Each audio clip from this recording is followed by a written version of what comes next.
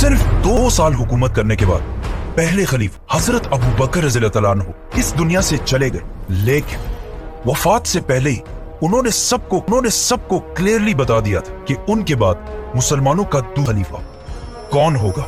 Umar bin Khattab. इस्लाम आज दुनिया का फास्टेस्ट ग्रोइंग रिलीजन है, जिसे ऑलमोस्ट 200 करोड़ 2 बिलियन लोग फॉलो करते हैं, और दुनिया में ऐसा कोई सेकंड नहीं गुजरता जिसमें दुनिया के किसी कोने में आजान ना दी जा रही हो।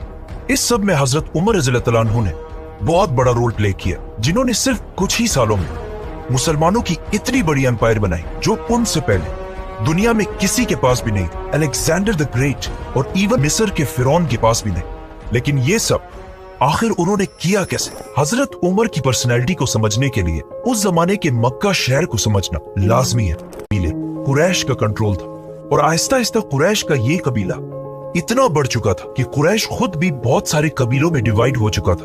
और इन कबीलों के दरमियान अब मक्का में पीस बरकरार रखने के लिए हर कबीले को अलग अलग जिम्मेदारियां दी गई थी। कुरैश के 3 सबसे ताकतवर कबीले थे, जिसमें रसूलुल्लाह सल्लल्लाहु अलैहि वसल्लम के कबीले बनु हाशिम के पास कुरैश की रिलीजियस पावर थी, क्योंकि मक्का काबा की वजह से अरब के रिलीजन का सेंटर था। और बनु हाशिम के लीडर्स थे अब्दुल मुत्तलिब और उनके बाद अबू तालिब। कुरैश का दूसरा ताकतवर कबीला था बनु उमैया। ये कबीला कुरैश में सिर्फ और सिर्फ एक चीज की वजह से मशहूर था, इसीलिए मक्का की सारी इकोनॉमी यही फैमिली बनु उमैया कंट्रोल करती थी, और इस कबीले का लीडर था अबू सुफियान।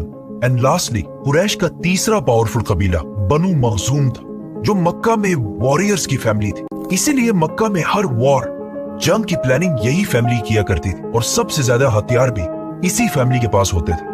और बनु मखजूम का लीडर सबसे पावरफुल लीडर्स में से होता था, जिनमें से एक को अबू जहल के नाम से जाना जाता है। लेकिन हजरत उमर रज़ियल्लाहु अन्हु का ताल्लुक इन तीनों कबीलों में से एक के साथ भी नहीं था। उनका ताल्लुक कुरैश के एक दूसरे कबीले बनु अदी से था, जो कुरैश के एम्बेसडर्स का कबीला था। मतलब कुरैश का तर्जुमान, स्पोक्स पर्सन ज्यादातर इसी कबीले से होता था। और जब भी कुरैश के आपस में कभी लड़ाइयां होती थी, उन लड़ाइयों को भी यही कबीला हल किया करता। और इनका लीडर था खत्ताब, हजरत उमर रज़ियल्लाहु अन्हु के वालिद। इसीलिए हजरत उमर की पर्सनैलिटी की ये साइड कि वो किसी भी बड़े मसले को बहुत ही आसानी से बातचीत और डिबेट के साथ हल कर लिया करते थे। उन्हें अपने वालिद के कबीले बनु अदी से मिली हजरत उमर रज़ियल्लाहु अन्हु की पर्सनैलिटी का एक दूसरा